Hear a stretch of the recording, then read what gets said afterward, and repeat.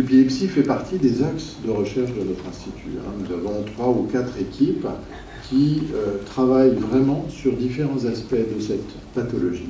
Parce qu'elle est importante en termes de fréquence.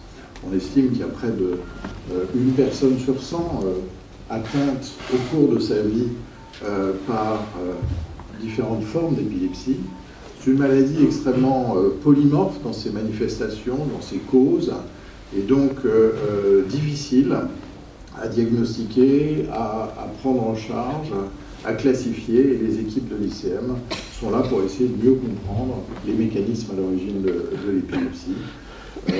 Et vous allez avoir des exemples de ce qui se fait et les progrès dans les thérapeutiques.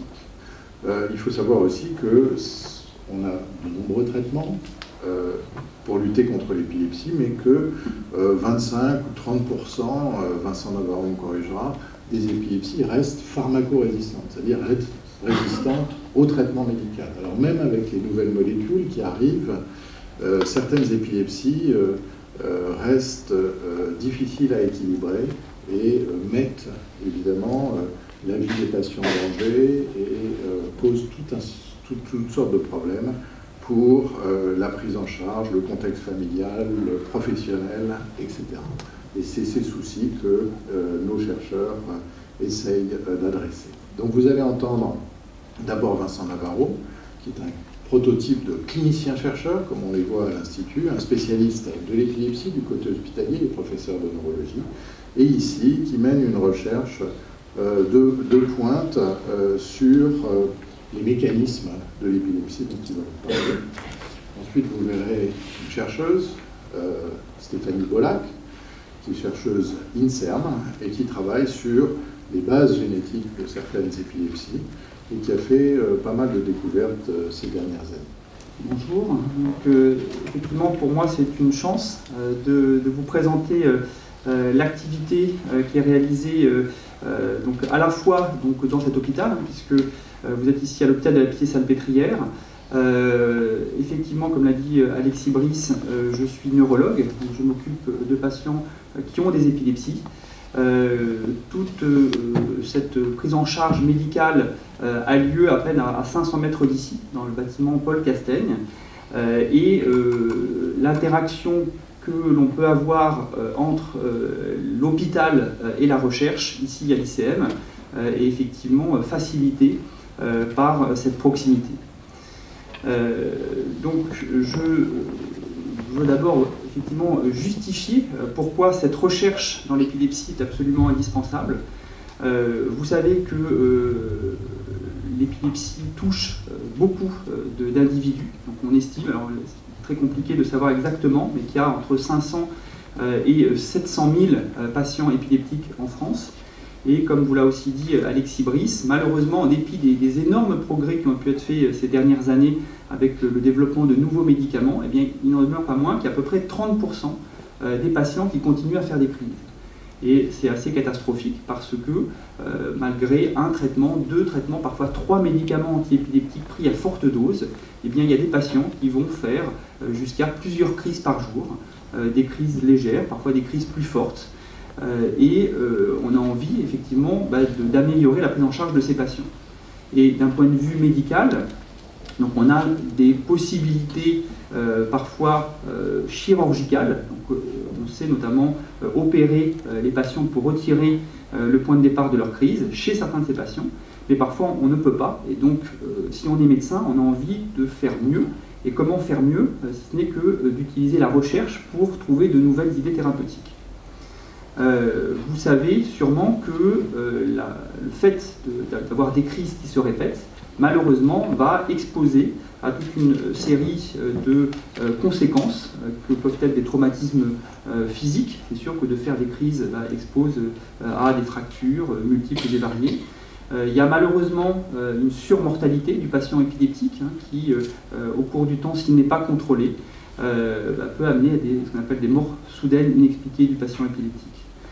Il faut savoir que l'épilepsie, ce n'est pas qu'une maladie qui est liée à des crises intermittentes, mais on a maintenant, on s'est rendu compte qu'il y avait beaucoup de troubles psychologiques, une anxiété chronique, une dépression, qui pouvaient émailler l'histoire naturelle d'une épilepsie.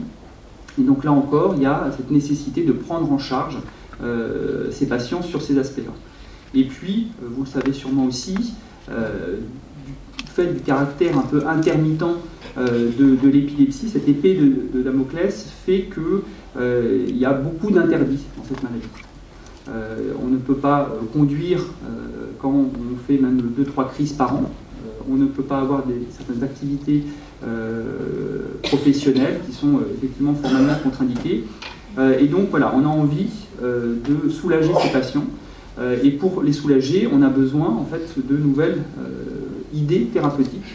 Et ces idées thérapeutiques ne peuvent venir que si on comprend mieux la maladie. Et donc c'est pour ça qu'il y a cette absolue nécessité de comprendre toujours plus ce qui se passe dans le cerveau d'un patient épileptique. Les approches sont vraiment multiples. Donc tout d'abord, on doit chercher finalement quelles sont les causes des crises d'épilepsie. Et donc il y a des milliers de causes possibles. Donc avant, on pensait que c'était juste secondaire à des traumatismes crâniens ou à d'autres conséquences comme les séquelles d'un accident vasculaire cérébral. Et en fait, on se rend compte qu'il y a énormément de causes, des causes fréquentes certes, mais aussi des causes rares. Il y a des maladies rares qui vont entraîner comme premier symptôme une épilepsie. Et il est clair que de progresser dans ces causes nous permettent de trouver des pistes thérapeutiques nouvelles et donc des moyens de guérir ces patients. L'autre idée aussi, et ça c'est aussi assez nouveau, c'est de se dire, donc ça vous ne le savez peut-être pas, mais que l'épilepsie peut survenir à n'importe quel âge. On a un nouveau-né à 1 jour de vie qui peut développer des crises, et on peut aussi ne pas avoir d'épilepsie, et puis à partir de 60 ans, 70 ans, commencer une épilepsie. Donc il n'y a pas d'âge pour commencer une épilepsie. Autant donc, on peut comprendre si l'épilepsie est liée à une malformation cérébrale du développement, autant on ne comprend pas toujours pourquoi, à 50 ans, du jour au lendemain, on peut débuter une épilepsie. Et actuellement, il y a toute une recherche qui se fait et qui est en train de montrer qu'il y a des facteurs immunologiques. Vous connaissez sûrement ce qu'on appelle les maladies auto-immunes, la polyarthrite rhumatoïde, qui est une inflammation des articulations. Eh bien, on est en train de se rendre compte que dans l'épilepsie, il pourrait aussi y avoir des facteurs inflammatoires qui vont aller se localiser dans le cerveau et qui pourraient générer des crises. Et donc, l'idée, c'est que si on se rend compte de cette inflammation dans le cerveau, eh bien, on pourrait contrecarrer cette inflammation et donc éviter que le cerveau ne devienne épileptique. Donc aujourd'hui, je vais vous le repréciser, il y a non seulement l'idée de traiter mieux des patients qui ont une épilepsie avérée, pharmacorésistante depuis des années, mais aussi une stratégie de prévention. C'est-à-dire que dans la population générale, eh bien, on va essayer d'identifier très précocement des personnes qui seraient susceptibles de devenir épileptiques. Et donc là, on n'est plus même dans le traitement du symptôme, mais on est dans la prévention. Et ça, c'est assez nouveau. Ensuite, il faut aussi comprendre que, effectivement, la prise en charge des patients épileptiques, on peut l'avoir en amont comme en aval. Chez les patients qui ont une épilepsie donc avérée, qui résiste au traitement, certes, on va chercher à développer des nouvelles molécules thérapeutiques, mais on peut aussi essayer de soulager ces patients par exemple, en les alertant de la survenue d'une crise. Donc ça aussi, c'est assez mystérieux. C'est-à-dire qu'on peut faire 4-5 crises par mois, mais entre les crises, être tout à fait normal, avoir une activité professionnelle. Et donc, ce qu'on cherche, notamment dans l'équipe où je travaille, à comprendre, c'est de voir ce qui se passe dans le cerveau, pourquoi brutalement le cerveau va basculer dans l'état normal à l'état pathologique et va basculer dans une crise. Et si on arrive, et on a aujourd'hui des indicateurs qui nous permettent de dire qu'on pourrait détecter cette phase de transition, eh bien on pourrait quand même bien soulager les patients en ayant des systèmes capables de les alerter de l'imminence d'une crise. Donc ça serait un moindre mal que de leur dire attention, là vous êtes à risque de crise, et le fait d'être à risque de crise peut modifier la conduite. Parce que si cette personne était en train de se déplacer dans un endroit dangereux, elle peut aller s'isoler et éviter d'avoir un traumatisme. Et puis on peut même imaginer, mais ça c'est le futur, qu'en ayant identifié cette période à risque de crise, eh bien, que le patient prenne un médicament spécifique pour bloquer la survenue de la crise. ou, et ça aussi c'est quelque chose qui commence à se faire, des systèmes de neuromodulation, c'est-à-dire qu'on pourrait injecter un petit peu de courant électrique dans la zone où une crise est en train de se former pour essayer de la bloquer et de la contrecarrer alors qu'elle est en train de s'organiser. Donc finalement, on a des approches qui sont assez variées pour aider le patient aux différents stades de sa maladie. Donc ça, c'est une représentation un peu de l'histoire naturelle d'une épilepsie, où globalement, on a à la fois quelque chose qu'on peut appeler entre guillemets une agression initiale. Cette agression, elle peut être une infection du cerveau, c'est-à-dire que si on fait une méningite, une méningoencéphalite, eh bien, il va y avoir une lésion des cellules du cerveau, les neurones, qui peuvent, avec le temps, amener à des modifications de l'organisation du cerveau et peut conduire à une épilepsie. Et donc souvent, il y a la conjonction de ces facteurs externes. Donc, je parlais d'infection, je vous ai évoqué aussi la possibilité d'une inflammation, mais on peut aussi concevoir qu'il peut y avoir aussi une tendance naturelle de certains individus à développer des crises, et d'où l'importance des facteurs génétiques. Et donc Stéphanie Bollack, tout à l'heure, va vous parler spécifiquement de tous les facteurs génétiques qui peuvent être des facteurs de risque ou des facteurs causaux, c'est-à-dire qu'on a quelques cas de forme familiale d'épilepsie. Et donc ce qu'il faut aussi comprendre, c'est qu'à la suite de cette agression, de ces facteurs génétiques, eh bien, le cerveau peut modifier cette organisation, c'est ce qu'on appelle l'épileptogénèse, donc c'est des modifications dans les connexions des cellules qui, avec le temps, peuvent conduire à la survenue des crises. Et donc, au bout de quelques années, on peut avoir le développement de crises, et ces crises sont intermittentes. C'est ça aussi qui est très particulier dans cette maladie, contrairement à d'autres pathologies où on aura un trouble neurologique qui est constant, qui est permanent. Là, c'est assez étonnant de voir que le patient va osciller entre des états où il est tout à fait normal, et dans 95% de son temps, il est normal, et puis malheureusement, il va basculer dans un état de crise, des crises qui durent que quelques secondes à 1 ou 2 minutes, mais qui sont suffisamment invalidantes pour perturber toute la vie sociale et personnelle du patient. Et donc, globalement, on va ensuite s'intéresser à cette crise, et donc savoir que la crise, ce n'est pas quelque chose qui survient de façon aléatoire, mais va probablement être précédée d'une période où probablement l'excitabilité, le dialogue entre les neurones se fait un peu différemment, et donc il y a un état propice à la survenue de la crise, et la crise étant un peu comme un orage, comme un incendie du cerveau, qui ne vient pas de façon soudaine, mais qui s'est préparé, probablement qu'il y a eu un petit court-circuit dans une partie du cerveau quelques minutes avant, qui s'est propagé et puis qui a embrasé tout le cerveau. Et donc nous, ce qui nous intéresse, c'est de savoir comment on passe de cet état normal à l'incendie du cerveau. Alors, quelques mots pour vous montrer comment, finalement, moi en tant que clinicien et chercheur, je profite largement de cette infrastructure. On a, donc, comme vous l'avez aussi dit Alexis Brice, ici une grosse structure de neurologie. Plus spécifiquement, on a une unité fonctionnelle d'épilepsie, qui est coordonnée par le professeur Bollack, avec des consultations spécialisées. On voit plus de 6000 patients épileptiques par an, c'est une population d'adultes, on ne s'occupe pas d'enfants. On a un secteur d'hospitalisation où on peut prendre en charge les malades, faire des bilans, les prendre en charge lorsqu'ils font des crises répétées et qui sont très instables. On est labellisé aussi ce qu'on appelle centre de référence épilepsie rare. Donc c'est des structures au niveau national qui nous permettent d'avoir une compétence très spécifique dans les formes, dans les causes rares d'épilepsie. Et puis on bénéficie aussi dans cet hôpital de tout un plateau qu'on appelle médico-technique assez sophistiqué, nous donnant accès à des examens assez sophistiqués. Et concrètement, vient d'être inauguré il y a à peu près 1 mois un examen qu'on appelle le PET-IRM, qui permet de combiner des analyses avec des marqueurs radioactifs qui vont voir le métabolisme du cerveau en même temps que des techniques d'IRM. Donc c'est vrai que c'est des outils qui nous permettent d'être très efficaces pour diagnostiquer éventuellement une cicatrice cérébrale qu'on n'aurait pas pu voir autrement. Et puis on a aussi tout le réseau qui nous permet de prendre en charge correctement nos patients, une réanimation neurologique, parce que malheureusement un patient épileptique peut parfois faire une crise d'épilepsie qui ne s'arrête pas. Donc c'est ce qu'on appelle un état de mal épileptique. Et là, on a besoin de réanimateurs compétents, connaissant l'épilepsie pour les prendre en charge. Et puis, on travaille beaucoup, comme je l'avais évoqué tout à l'heure, avec les neurochirurgiens parce que parfois on peut aller jusqu'à mettre des électrodes dans le cerveau des patients et parfois aller même opérer la zone responsable des crises.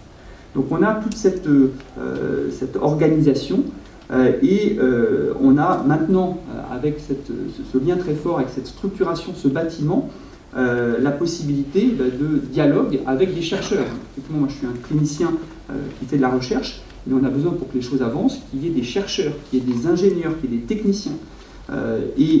Sachez donc qu'à l'ICM, il n'y a pas une, mais il y a 3 équipes de recherche qui se consacrent à l'épilepsie. C'est quand même une puissance très importante. Chacun aussi avec des compétences scientifiques et techniques différentes.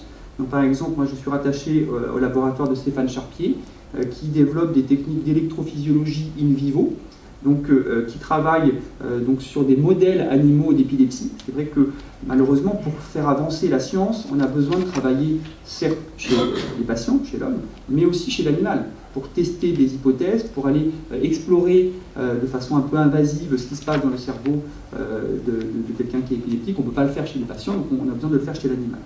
Et donc Stéphane Charpier a des techniques où il permet d'enregistrer à la fois l'activité électrique du cerveau, ça s'appelle l'EEG, et aussi d'aller descendre des électrodes qui vont enregistrer l'activité d'une seule cellule du cerveau et de voir les liens entre toutes ces structures. On a aussi donc l'équipe de Richard Miles qui a développé des techniques où il peut enregistrer en fait du tissu, que ce soit animal ou humain, dans une petite structure d'enregistrement. Donc c'est des petites boîtes où on peut mettre des électrodes. Et notamment, on a collaboré avec lui sur ces travaux, récupérer bien, des pièces opératoires. Un patient qui a une épilepsie, qui peut se faire opérer, eh bien, on allait au bloc opératoire récupérer la pièce qui aurait été jetée ou étudiée juste au microscope, et bien on récupérait le tissu, on l'amène ici à l'ICM, on le coupe en petites lamelles et on l'enregistre. Et donc là, on a accès à l'activité de neurones épileptiques de patients, et on peut maintenir cette petite tranche pendant environ 12 heures, et sur ces prélèvements, on a pu identifier des choses tout à fait étonnantes qu'on n'aurait pas pu identifier si on avait travaillé que chez l'animal. Donc cet accès finalement aux données des patients, à une analyse très sophistiquée par ces chercheurs, ont vraiment fait avancer la science et notre compréhension de la maladie. Et puis donc ça, Stéphanie Bollac le développera. Il y a tout un laboratoire qui est consacré aux causes génétiques. Et puis une fois qu'on a trouvé un gène qui explique l'épilepsie, il faut comprendre comment ce gène perturbe le fonctionnement des neurones. Et puis éventuellement, on peut identifier, comme on le disait tout à l'heure, une voie. Et sur cette voie, on peut avoir des médicaments nouveaux auxquels on n'aurait pas pensé si on n'avait pas identifié ce gène. Et puis l'autre avantage de l'ICM, initialement, il y a plus de 10 ans, quand l'ICM n'existait pas, bien, chaque petite équipe de recherche avait ses propres moyens. Donc on ne pouvait pas faire des choses extraordinaires. Là, l'intérêt, c'est qu'on a une structure qui est bien réfléchie, où il y a une mutualisation des moyens, et donc il y a des plateformes, donc on peut avoir accès à des technologies de pointe, parce qu'il y a des gens spécifiques qui font marcher ces plateformes, et donc on a accès à toutes les techniques possibles, imaginables, pour comprendre ce qui se passe dans un neurone, que ce soit de la biologie cellulaire, moléculaire, ou des plateformes auprès d'amis. Et donc, finalement, c'est l'association de ces deux compétences qui sont extrêmement complémentaires et qui ont des interactions bidirectionnelles. Donc, on passe notre temps, nous les cliniciens, à venir travailler donc, à l'ICM, et les chercheurs de l'ICM descendent, parce que c'est juste en bas, 500 mètres plus loin, à l'hôpital pour interagir avec éventuellement les patients et les cliniciens. Et c'est dans ces allers-retours permanents qu'on peut faire évoluer les choses rapidement. Donc concrètement, donc effectivement, pour vous montrer un exemple d'aller-retour, eh bien, un patient épileptique qui a une maladie un peu particulière, on peut lui faire des prélèvements sanguins dans le cadre de ce qu'on appelle une recherche clinique. Les prélèvements sont acheminés ici à l'ICM, sont étudiés, on peut en trouver finalement, on peut comprendre un nouveau mécanisme, et donc le fait d'avoir compris ce mécanisme peut nous amener à développer éventuellement un nouveau médicament, et en retour, le patient bénéficiera de ce nouveau médicament. Donc c'est un petit peu cette chaîne qu'on essaye de faire fonctionner, et on essaye justement d'accélérer ce processus pour que de telles boucles qui pourraient avant prendre 20 ans, eh bien on essaye de raccourcir les délais et que de l'identification d'une nouvelle cause d'épilepsie nous permette d'aller jusqu'à un retour et un traitement pour le patient en uniquement que quelques années. Donc je vais vous illustrer cela à partir d'un travail qu'on a mené, qui est en cours. On travaille donc parfois à partir de données chez l'homme, mais on travaille aussi de façon un peu plus fondamentale sur des modèles animaux. Et donc, à partir des découvertes qu'on a pu faire chez l'animal, eh bien, on a eu l'idée d'aller étudier quelque chose chez nos patients épileptiques. Et ces anomalies nous ont concrètement donné l'idée de développer un nouveau traitement. Alors, de quoi il s'agit? Donc, c'était en collaboration, parce qu'on n'est pas isolé à ICM, on travaille avec tout un réseau de collaborateurs au niveau national et international. Eh bien, il y avait des chercheurs qui voulaient étudier le métabolisme du cholestérol dans les cellules du cerveau. Et donc, ils ont développé une technique assez sophistiquée. Vous savez qu'on peut utiliser des virus, on peut modifier génétiquement des virus pour ensuite les injecter dans le cerveau d'une souris et pour, par exemple, bloquer une protéine particulière. Donc c'est ce qu'ont fait ces chercheurs, et ils ont été étonnés de voir que en bloquant cette protéine, eh bien, les animaux, les souris, se mettaient à faire des choses qui ressemblaient à des crises d'épilepsie. Et donc ils nous ont demandé, nous ici dans notre équipe, d'étudier ces souris. Et donc c'est ce qu'on a fait. Donc on a étudié les souris. On est capable d'enregistrer l'électroencéphalogramme de souris. Donc on a ici des structures dans l'animalerie qui nous permettent de brancher les souris et de voir ce qui se passe. Et on a effectivement pu voir des crises d'épilepsie chez la souris.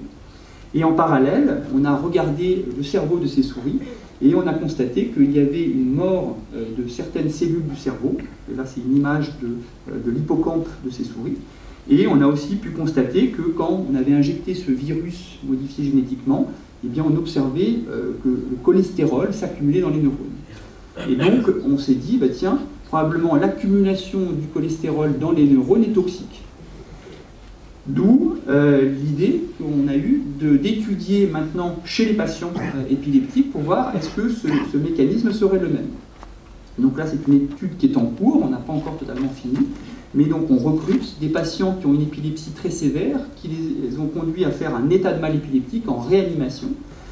Et donc chez ces patients qui arrivent en réanimation, parmi tous les prélèvements sanguins qu'on leur fait, eh bien on récupère un petit peu de liquide céphalorachidien et un petit peu de sérum. On compare en fait ces liquides à ceux de patients témoins qui on demande une ponction lombaire mais pour une autre raison. Et en collaboration avec des laboratoires de biochimie, on réalise des dosages très sophistiqués de différentes voies métaboliques du cholestérol. Et là, je vous montre des résultats très préliminaires, donc il ne faut pas nécessairement regarder les courbes. Eh bien, en dosant en fait, ces différents produits dans le liquide céphalorachidien des patients et dans le sang de ces patients, eh bien, on s'est en effet rendu compte que il y avait certains paramètres qui étaient franchement abaissés chez ces patients épileptiques en état de mal, et donc qui nous confirment en quelque sorte que l'hypothèse d'une accumulation de cholestérol dans les cellules de patients se produit lors de l'état de mal épileptique. Donc on est parti d'une observation chez l'animal, et là on est en train de confirmer que chez les patients il se passe la même chose. Et donc, à partir de ces observations, donc on a pu réaliser assez rapidement, eh bien, on peut franchir le pas de dire, bah, tiens, ne faudrait-il pas, chez un patient épileptique en état de mal, proposer un médicament qui évite que le cholestérol s'accumule dans les neurones. Donc, c'est un petit peu ce qu'on va faire maintenant. L'intérêt aussi est de développer ce qu'on appelle des biomarqueurs. Vous avez sûrement entendu parler de ces biomarqueurs, c'est quelque chose qui est aujourd'hui très utile, c'est-à-dire qu'au lieu d'avoir un seul indicateur un patient qui fait des crises d'épilepsie, est-ce qu'il en fait beaucoup, est-ce qu'elles sont courtes, est-ce qu'elles sont brèves, finalement, c'est pas toujours fiable en fait, ce type d'information. Et donc on a besoin, que ce soit pour l'épilepsie ou pour d'autres maladies neurologiques, d'avoir des biomarqueurs qui sont des moyens un peu plus objectifs que le seul vécu d'un patient. Donc ces biomarqueurs peuvent être, en l'occurrence là c'est le cas, des marqueurs sanguins. On fait une prise de sang, on fait un dosage, alors c'est un peu compliqué dans le liquide céphalorachidien, et on peut avoir comme ça un indicateur de dire, bah, tiens, chez ce patient, il y a un taux très anormal de telle molécule, bah, il serait intéressant de lui proposer tel traitement. Donc les biomarqueurs, c'est notamment ce qui est aujourd'hui fait pour essayer de faire un diagnostic précoce de maladie d'Alzheimer. On a, en fonction du profil de toutes ces protéines, eh bien, on peut dire, bah oui, là, telle personne a un risque très élevé d'Alzheimer versus pas du tout. Et donc là, l'idée qu'on aimerait maintenant poursuivre, c'est de se lancer maintenant dans un essai thérapeutique, donc c'est de la recherche clinique, pour faire ce qu'on appelle de la neuroprotection. Donc tout à l'heure, on a dit que pour prendre en charge les patients, il y avait certes les traitements des symptômes, des crises, mais là, on est plutôt dans l'idée d'avoir des patients qui arrivent, qui ne sont pas bien, qui sont en réanimation, eh bien on pourrait leur donner un traitement neuroprotecteur pour éviter que du fait des crises qui sont malheureusement trop fréquentes et qu'on a au début du mal à contrôler, eh bien qu'il y ait une conséquence sur une mort des neurones qui sont impliqués. Et donc là, on espère passer à cette phase d'essai thérapeutique prochainement. Et donc à partir de l'observation faite chez l'animal, des prélèvements qu'on fait et puis d'un essai thérapeutique, on espère qu'il ne va s'écouler que quelques années et que finalement on arrive à booster considérablement la recherche. Alors j'aimerais vous parler d'un autre sujet qui nous tient à cœur actuellement, qui est basé cette fois-ci plus sur la compréhension de la survenue des crises, qui est essentiellement basée sur des mesures de l'activité cérébrale, l'activité que l'on peut capter avec des électrodes que l'on place au niveau cérébral, qui mesurent l'activité donc électrique qui est produite par les neurones. Donc, ce qu'on appelle l'électroencéphalogramme. Sachez que quand on réfléchit, qu'on parle, etc., on active des cellules, des neurones, de façon un petit peu isolée ou hiérarchisée, et que finalement la crise d'épilepsie, de façon un peu simpliste, mais c'est pas loin, c'est une mise en excitation anormalement prolongée d'une population de neurones qui est donc trop synchrone et qui va perdurer pendant plusieurs secondes et plusieurs minutes dans le temps, alors que normalement les neurones doivent dialoguer, ils discutent, ils s'éteignent et ainsi de suite. Donc ce projet vise donc à essayer de mieux comprendre ce qui se passe dans le cerveau de patients épileptiques dans la période, dans les minutes qui précèdent la survenue d'une crise. Donc ça, c'est un projet qui était très ambitieux et qui a justement bénéficié d'un soutien de grands donateurs. Donc c'est l'OCIRP qui nous a aidés dans ce projet et donc qui nous a permis de faire des choses qu'on n'aurait jamais pu faire autrement. Parce que quand on veut faire une recherche sophistiquée, il est clair qu'on a besoin de moyens technologiques très avancés et que si on attend d'avoir les financements pour les avoir au bout de 5 ans, malheureusement c'est trop tard. Donc on a besoin de moyens importants et c'est vrai que grâce à leur soutien, on a pu avancer de façon assez spectaculaire. L'idée étant, donc lorsqu'on a une épilepsie qui résiste aux médicaments, pharmacorésistante, et qu'elle a un point de départ focal, on peut être amené à implanter des électrodes dans le cerveau des patients pour mieux délimiter la zone responsable de l'épilepsie et éventuellement proposer une opération. Donc ça, c'est quelque chose que l'on a, nous, l'habitude de faire ici à l'hôpital. Et l'idée, c'était de rajouter à cette investigation classique, avec les électrodes que l'on met fréquemment, c'était de rajouter ce qu'on appelle des micro-électrodes. Donc c'est comme si on mettait dans cette électrode qui est creuse des petits cheveux avec des électrodes qui font 40 microns de diamètre et qui vont aller enregistrer non plus une activité de quelques milliers de neurones, mais cette fois-ci de pouvoir enregistrer l'activité d'un neurone unique au cours du temps. Donc ça c'est une photo de l'électrode classique et au sein de laquelle on est capable d'insérer donc ce petit fil qui va dépasser de quelques millimètres et qui va nous donner accès à des neurones. Donc ça c'est quelque chose qui ne se faisait pas jusqu'alors et qui est totalement révolutionnaire. Pour cela, c'est vrai qu'il faut beaucoup de technologie, donc on a dû décaler la recherche à l'hôpital, donc ça veut dire qu'on a une antenne de l'ICN qui est dans le bâtiment Castaigne, où on enregistre nos patients, avec des amplificateurs recherche qui ont été mis dans cette unité d'épilepsie. Et on a aussi donc, créé un lien, donc on a une fibre optique qui lie donc, cette unité d'épilepsie à l'ICM, et donc on est en mesure d'enregistrer l'activité de ces neurones en continu. Ça arrive sur les serveurs de l'ICM et les chercheurs sont capables d'analyser en temps réel ces signaux. Donc il y a vraiment toute une chaîne d'exploitation qui est tout à fait particulière. Et puis on a aussi mis la barre très haute, c'est contrairement aux quelques autres équipes dans le monde qui font ce type d'activité, nous on a voulu être capable d'enregistrer en continu. Donc on enregistre 24 heures sur 24, 7 jours sur 7, pendant une durée d'hospitalisation qui est pratiquement de 3 semaines, l'activité de ces patients. On sait qu'on va avoir des crises d'épilepsie pendant le séjour des patients, parce que c'est le but de ces séjours, c'est d'enregistrer des crises. Et là, l'idée, c'est qu'on aura donc les crises, et en plus, on pourra voir ce qui se passe dans les minutes qui précèdent les crises. Alors, pour vous montrer quelques exemples de résultats qu'on a pu obtenir, donc c'est en collaboration avec une équipe donc, américaine à Los Angeles, c'est les pionniers en fait de ceux qui ont développé en fait ces microélectrodes. Et en gros, donc ce qu'on a pu trouver, c'est que vous connaissez sûrement donc sur l'électroencéphalogramme d'un patient épileptique, on peut enregistrer ce qu'on appelle une pointe. Donc ça c'est quelque chose qui est connu. Et en fait, on ne savait pas trop à quoi correspondait cette pointe. Et bien là, grâce à cet outil, on a enregistré en plus des cellules individuelles, donc des neurones d'un patient, et on a pu mesurer au cours du temps l'activité de ces neurones. Et bien là, qu'est-ce qu'on voit? C'est que le neurone, il s'exprime, donc là, il y a un potentiel d'action, un autre potentiel d'action, etc. Et là, on a pu voir que pendant la pointe épileptique que l'on voit sur un EEG, et bien en dessous, et bien, il y a une décharge des neurones. Donc c'est quelque chose qu'on imaginait, mais qu'on n'avait pas pu objectiver, et par ce type d'étude, la démonstration en est faite. L'autre point qui est aussi absolument fondamental, c'est qu'en ayant utilisé cette technologie nouvelle, finalement, et qui nous permet d'avoir accès à des informations encore plus précises et encore plus fines, eh bien, on découvre des activités qu'on ne voyait pas autrement. Donc déjà, je l'avais dit que la plupart du temps, quand on fait un électroencéphalogramme, ce sont des électrodes qui sont posées sur la tête. Ensuite, toujours à but purement clinique, on peut être amené à mettre des électrodes dans le cerveau d'un patient pour voir d'où partent les crises. Et là, le fait d'être dans le cerveau permet déjà de voir beaucoup plus de choses. Mais on ne pensait pas qu'on pourrait voir encore plus. Et les microélectrodes, ici, nous montrent que, alors qu'on ne voit rien d'évident sur les électrodes intracérébrales classiques, et bien sur nos petites microélectrodes toutes fines, et bien on voit des décharges de potentiel d'action qu'on ne pouvait pas voir autrement.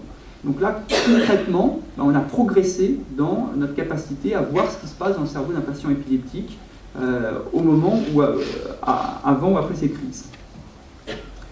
Et effectivement, ce qui nous intéresse plus particulièrement, c'était de voir ce qui peut survenir avant la crise. Donc on a ici un exemple d'une crise enregistrée donc, toujours avec ces électrodes intracérébrales qui est précédée de quelques modifications. Et puis ici, alors ce sont des activités rythmiques très rapides qui correspondent au début de la crise.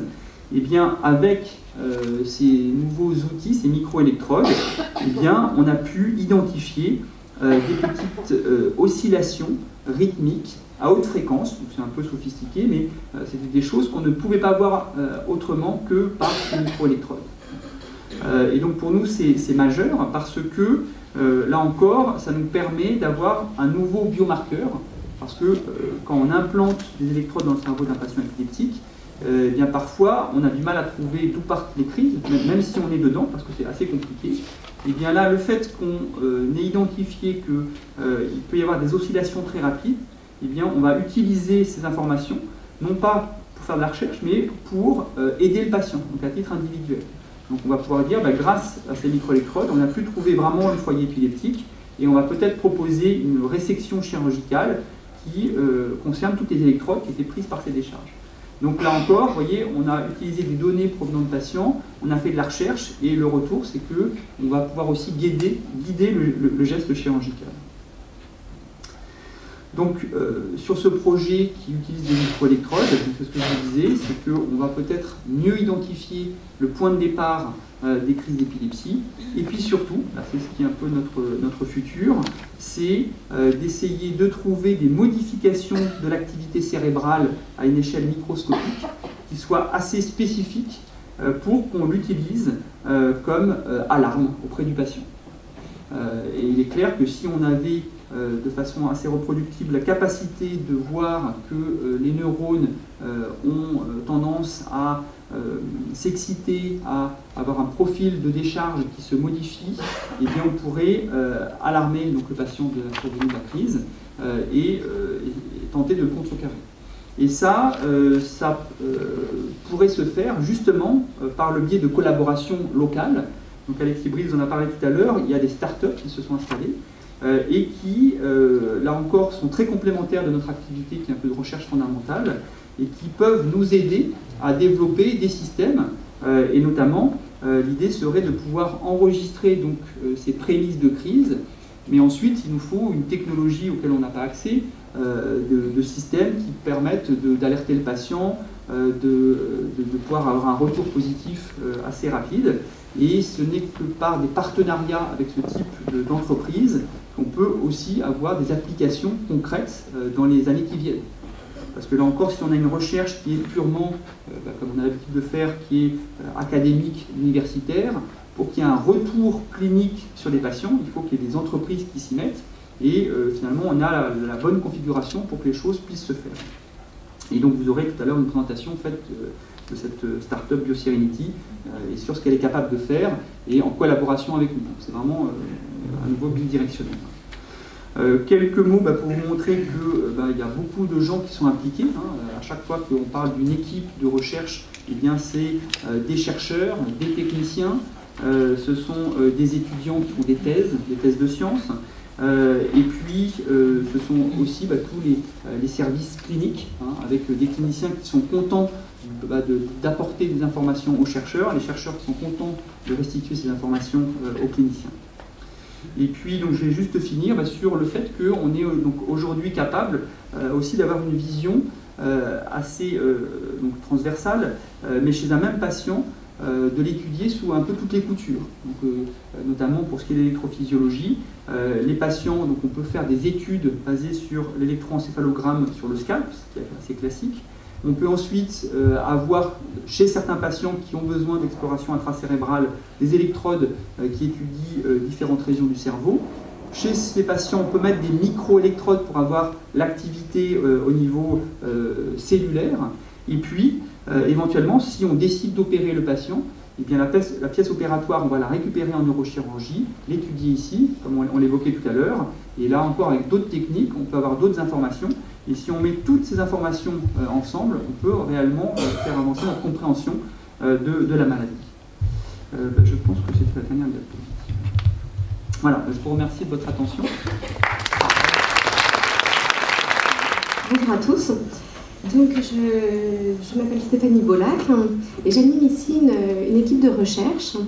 Et nous nous intéressons tout particulièrement aux épilepsies familiales ou génétiquement déterminées. Donc aujourd'hui, je vais vous montrer à travers une petite introduction ce qu'on sait de la génétique de l'épilepsie. Et puis après, je vais vous montrer deux exemples concrets de nos travaux de recherche. Alors, je n'étais pas au début du topo de Vincent Navarro, mais je me doute qu'il vous a donné les grandes définitions, les grands types d'épilepsie. Donc je vais passer très brièvement. Donc vous le savez, les épilepsies sont très fréquentes dans la population générale. Quasiment 1% de la population générale va faire une crise à un moment donné de sa vie. Mais surtout, on ne parle pas de l'épilepsie, mais des épilepsies, puisqu'il existe un très grand nombre de syndromes d'épilepsie qui vont différer en fonction de leur âge de début, du type de crise, du pronostic, de la sévérité, etc. Voilà. Néanmoins, d'un point de vue physiopathologique, toutes les épilepsies ont un même mécanisme physiopathologique, puisque dans tous les cas, les neurones vont de manière excessive communiquer entre eux et de manière synchrone. Donc on parle d'une hypersynchronisation des réseaux neuronaux. Puis vous le savez aussi, on va distinguer les épilepsies généralisées des épilepsies focales. Dans les épilepsies généralisées, donc la crise va s'embraser d'emblée dans les deux hémisphères, dans l'ensemble du cortex cérébral, tandis que dans les épilepsies focales, elle va s'initier dans une petite partie du cerveau. Alors, dans l'équipe, nous, on s'intéresse du coup aux causes de ces épilepsies. Vous le savez, la classification internationale des épilepsies a défini 3 grands groupes. Le groupe des épilepsies structurales métaboliques. Donc là, typiquement, une épilepsie va être secondaire à une tumeur ou un traumatisme crânien ou une infection. Et puis, il y a les causes génétiques. Et dans la dernière classification parue en 2011, il s'avère qu'environ 2/3 des épilepsies seraient dues à une composante génétique. Donc je vais revenir dessus dans un moment. Et puis il y a bien sûr le groupe où on ne sait pas quelle est la cause de l'épilepsie. Alors dans les épilepsies génétiques, je vous dis 70%, c'est vrai que ça paraît être un chiffre un peu gonflé. Il faut comprendre que quand on dit 70% des épilepsies ont une composante génétique, cette composante génétique peut être mineure, c'est-à-dire qu'on parle d'allèle de susceptibilité, c'est-à-dire qu'un gène dans le génome, une mutation dans le génome, va contribuer à donner un terrain favorable, un terrain de prédisposition à l'épilepsie. Néanmoins, cette mutation, ce variant, à lui seul, n'est pas responsable entièrement du phénotype. Et c'est pour ça qu'on parle d'une transmission complexe. C'est-à-dire que souvent, on ne peut pas établir le risque pour un individu donné, sachant qu'il a une mutation. Néanmoins, il existe quand même quelques formes qui sont dites monogéniques. Elles sont extrêmement rares. Je ne peux pas vous donner la prévalence de ces formes d'épilepsie monogénique dans la population générale. Mais nous, on s'intéresse à ces formes parce qu'elles vont nous permettre justement d'identifier des gènes et elles vont nous permettre donc de mieux comprendre les mécanismes physiopathologiques et puis peut-être de pouvoir comprendre un peu mieux les formes plus fréquentes. Alors, ces formes monogéniques, c'est-à-dire un seul gène. Donc, une mutation dans un seul gène, à elle seule, va être responsable de la pathologie. Et donc, vous voyez que là, sur ce diagramme, on voit qu'il y a les épilepsies donc, causées par un seul gène, avec des épilepsies polygéniques, c'est-à-dire ces épilepsies où, je vous le disais, donc il y a des allèles de susceptibilité, de prédisposition qui vont interagir avec l'environnement. Et puis, à l'autre bout de ce spectre, eh bien, on va voir les épilepsies qui sont purement acquises suite à un traumatisme ou une infection, etc. Alors, qu'est-ce qu'on entend par épilepsie génétique? Alors, il y a un peu 2 grands modèles. Tout d'abord, il y a les épilepsies que l'on va retrouver donc, dans ce que j'ai appelé ici les grandes familles. C'est-à-dire qu'à travers une famille, à travers plusieurs générations, eh bien, on va retrouver à chaque génération, de temps en temps, des individus qui sont épileptiques. Et donc, on se doute qu'il y a une mutation qui est transmise de génération en génération. Parfois, vous pouvez le voir ici, il peut y avoir un saut de génération. Et pourtant, on comprend bien que cette grand-mère ici, alors oui, je vais vous expliquer un petit peu les arbres généalogiques. Les ronds représentent les femmes, les carrés, les hommes. En noir, ce sont les individus épileptiques et en blanc, ce sont les individus donc, sains ou asymptomatiques.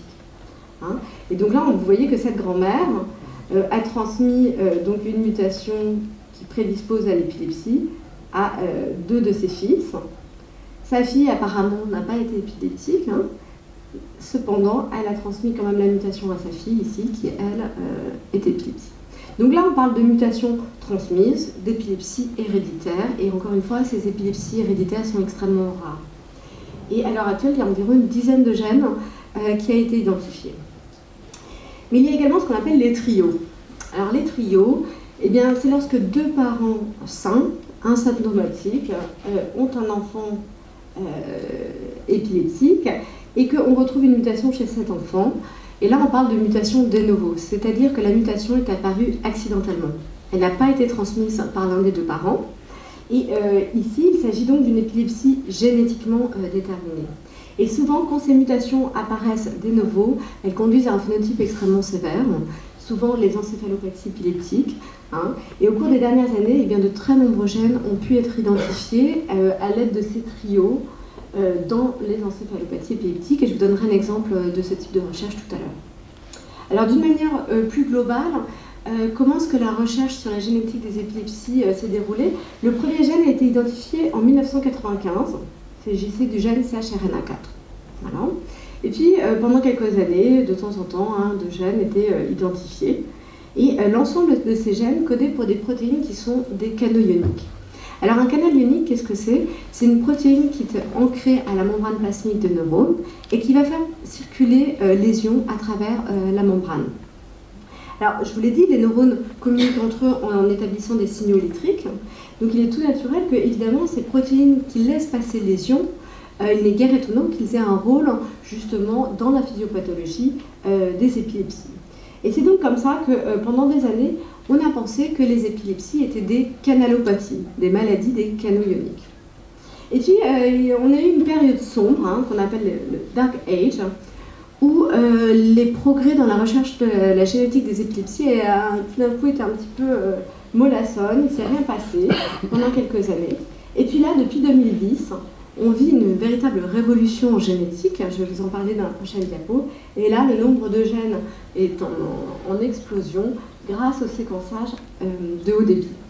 Alors le séquençage de haut débit, vous en avez entendu parler, on en a beaucoup parlé dans les médias, environ depuis 2010, et bien on peut séquencer rapidement et pour pas trop cher, actuellement environ 900 €, le génome complet d'un individu.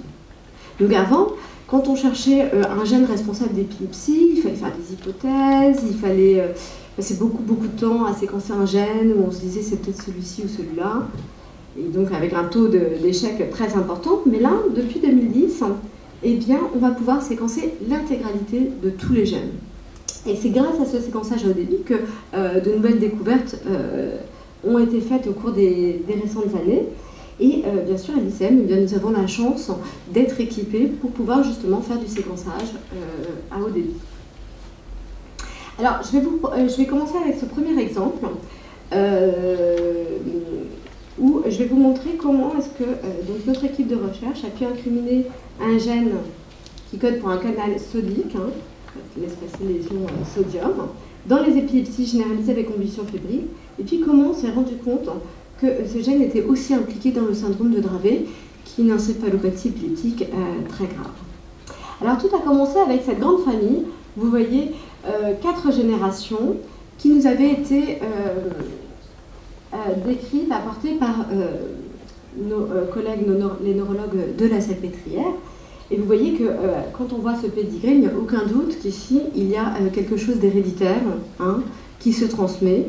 Alors heureusement, il s'agissait d'une épilepsie relativement bénigne, qui commençait en général par des convulsions fébriles. Les convulsions fébriles, ce sont des convulsions qui surviennent chez l'enfant au cours de la fièvre. Elles sont relativement fréquentes et la majorité des cas, il s'agit de quelque chose de très bénin. Mais parfois, à l'âge adulte, eh bien, une épilepsie va apparaître, une épilepsie de type généralisé tonico-clonique. Voilà. Alors nous, on nous avait amené donc, au laboratoire de génétique cette famille, et nous avons donc recherché une mutation. Et pour ça, on recherche donc une mutation qui est indiquée par le petit M pour mutation. Et cette mutation doit bien sûr être présente chez tous les individus épileptiques, mais par contre ne pas être présente chez les individus qui ne sont pas épileptiques.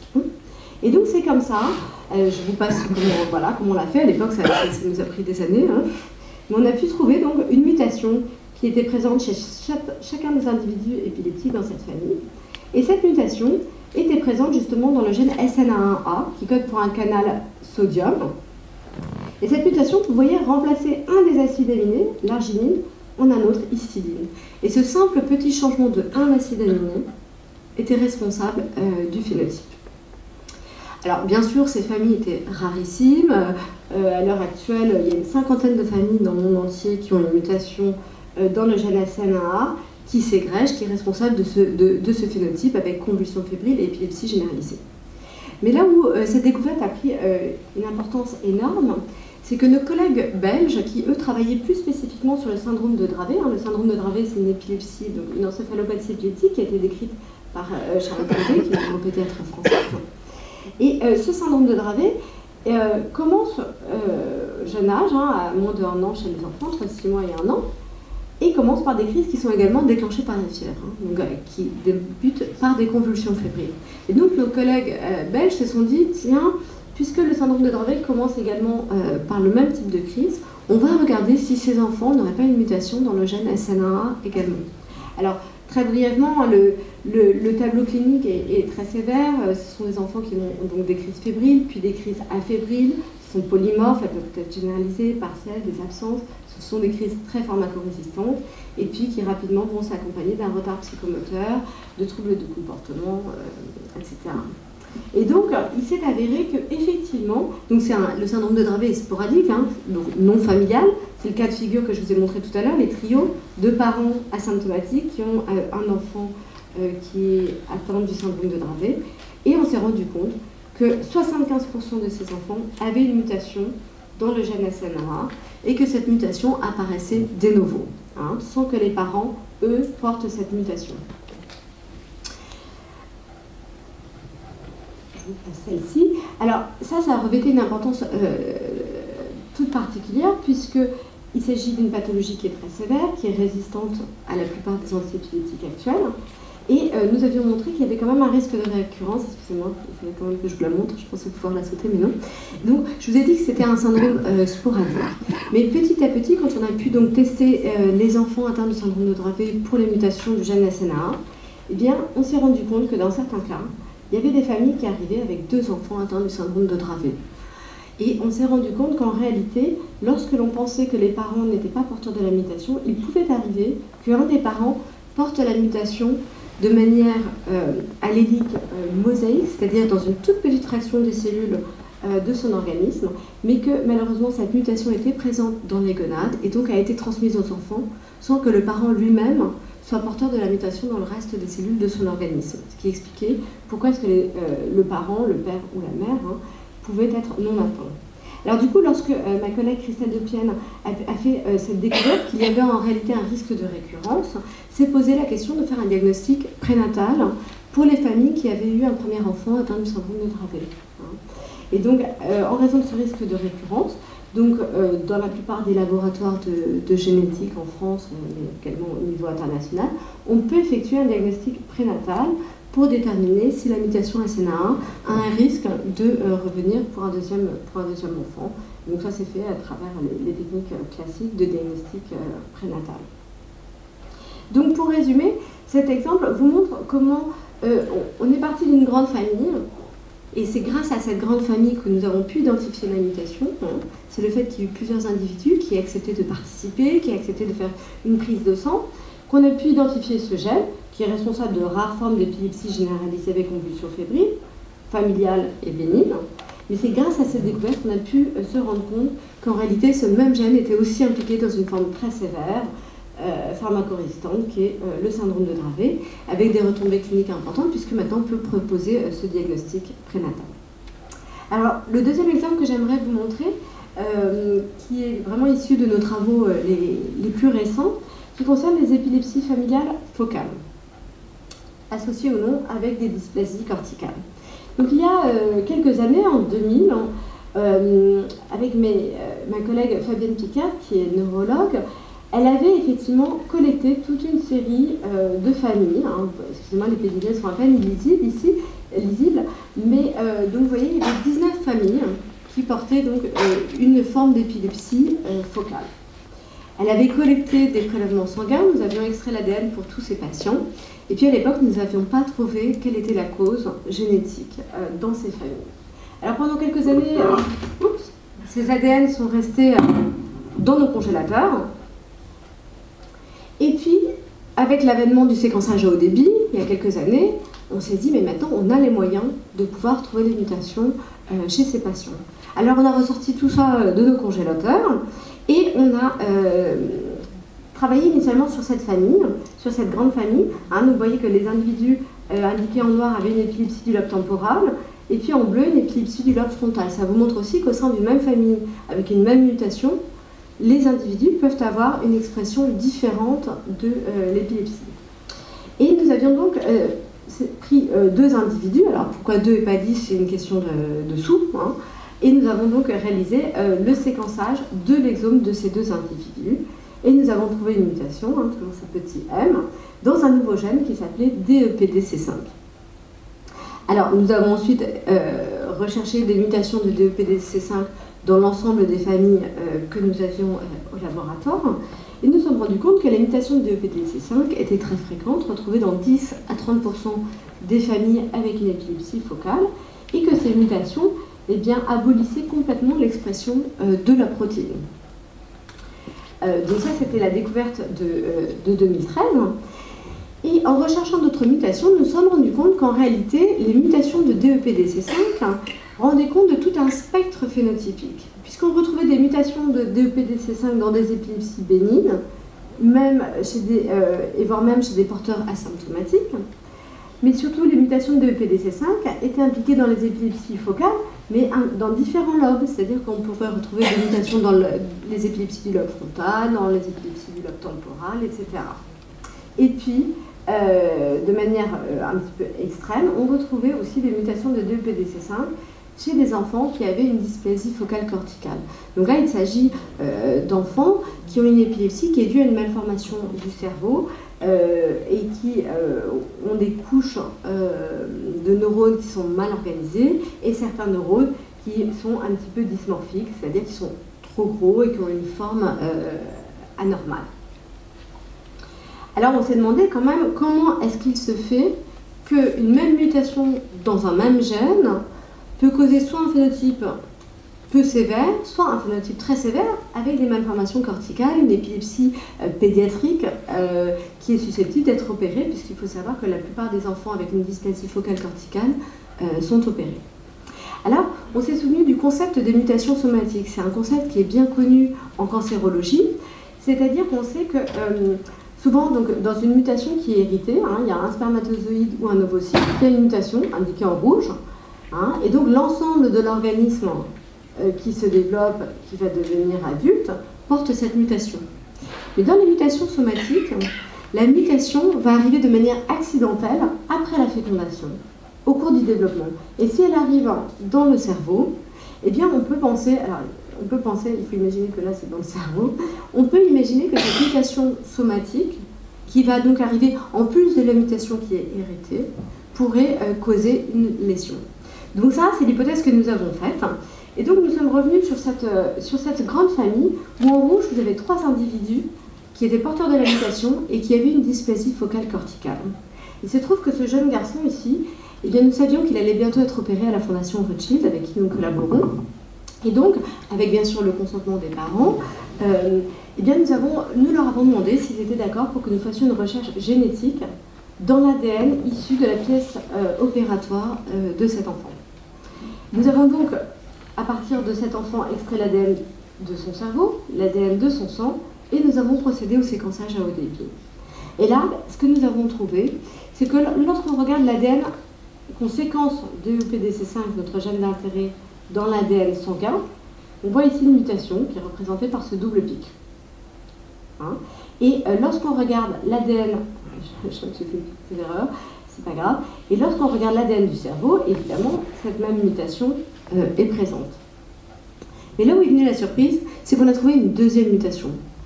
Une deuxième mutation, excusez-moi, je viens de voir, j'ai fait une petite erreur, il faut inverser, il faut s'imaginer que l'ADN du cerveau est ici, l'ADN du sang est ici, et nous avons donc trouvé une deuxième mutation dans l'ADN du cerveau, et cette deuxième mutation, par contre, n'était pas présente dans le sang. Donc ça nous a indiqué qu'effectivement, il y avait probablement une mutation somatique qui est arrivée au cours du développement de l'embryon, une mutation qui est arrivée spécifiquement dans les cellules de son cerveau, et c'est pourquoi on ne la retrouve pas dans son sang ou dans ses cellules ou dans les fibroblastes, un autre tissu auquel on a facilement accès, mais uniquement dans ce sang. Et donc nous pensons que le fait que cet enfant ait eu une double mutation, eh bien, fait que lui, il a eu un phénotype plus sévère avec une lésion, avec une dysplasie focale corticale. Alors que savons-nous? Là, c'est un petit peu, voilà, là c'était la partie génétique. Dans notre équipe, on s'intéresse également à la physiopathologie. On étudie l'épilepsie aussi à travers de nombreux modèles cellulaires ou animaux. Et donc, évidemment, on s'intéresse à savoir quelle est la fonction de cette protéine et en quoi est-ce que cette protéine, justement, va conduire à une épilepsie. Alors, la grande nouveauté, c'est que notre gène d'intérêt, DEPDC5, ne code pas pour une protéine de type cannabionique. Et lorsqu'on a retrouvé ce gène, en fait, on ne connaissait pas du tout sa fonction, mais on savait déjà, par homologie, que c'était une protéine qui n'était pas exprimée à la membrane et qui ne laissait pas passer les lésions. Alors, un autre groupe, aux États-Unis, travaillait sur un autre complexe et a pu montrer que DEPDC5 était en réalité un inhibiteur d'une voie de signalisation qui est très bien connue, qui s'appelle mTOR. Et cette voie de signalisation, en fait, régule la croissance des cellules. Elle va réguler donc la croissance, mais aussi la migration des cellules. Hein. Et donc, quand je dis croissance, c'est-à-dire qu'elle va être responsable de la taille, par exemple, des neurones. Hein. Et de manière tout à fait intéressante, cette voie qui est largement étudiée dans plein de systèmes, eh bien, on connaît très bien les agents pharmacologiques qui la régulent, et en particulier la rapamycine est un agent qui peut directement inhiber cette voie mTOR. Alors, vous avez compris, notre gène DEPDC5 est un inhibiteur de mTOR. Donc, si en absence de DEPDC5 due à une mutation, vous imaginez bien que l'absence d'inhibition va donc conduire à une augmentation de l'activité de cette voie mTOR. Et donc, notre hypothèse est que l'épilepsie est due à une augmentation de la mTOR, avec bien sûr la perspective que la rapamycine peut de nouveau inhiber cette voie. Hein, d'une manière pharmacologique. Alors j'aimerais vous montrer ici c'est donc le tissu post-chirurgical du petit garçon dont je vous parlais. Et ici nous avons fait un marquage PS6 en vert, NEN en rouge et DAPI en bleu. Je vais vous expliquer ce que c'est. Alors PS6, voici ici notre complexe mTOR. PS6, c'est le substrat de mTOR. Donc si mTOR est activé, elle va phosphoryler cette protéine et donc on va avoir un grand marquage vert. En revanche, si elle est inhibée, on ne verra pas de marquage vert. Je vous rappelle que nos mutations de DEPDC5, nous faisons l'hypothèse qu'elles vont augmenter l'activité de mTOR.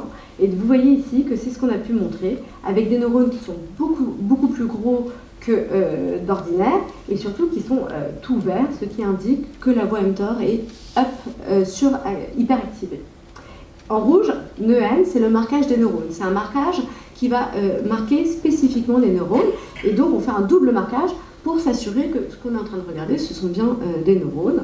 Et en bleu, ce sont tous les noyaux cellulaires. Hein. Et ça, c'est donc du tissu post-opératoire.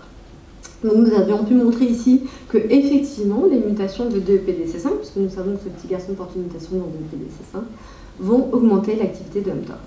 Alors, l'autre plan de recherche sur lequel nous travaillons, c'est que cette protéine de PDC5, nous savons qu'elle est également exprimée dans les fibroblastes de la peau. Donc on peut réaliser une petite biopsie cutanée, toujours avec bien sûr le consentement éclairé des patients. Et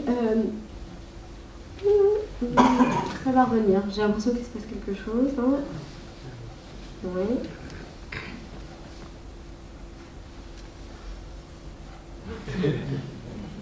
Voilà, ça va. Voilà. Donc, certains individus donc, de cette famille ont accepté de collaborer à notre projet de recherche. Ils ont accepté qu'on leur fasse une petite ponction de peau.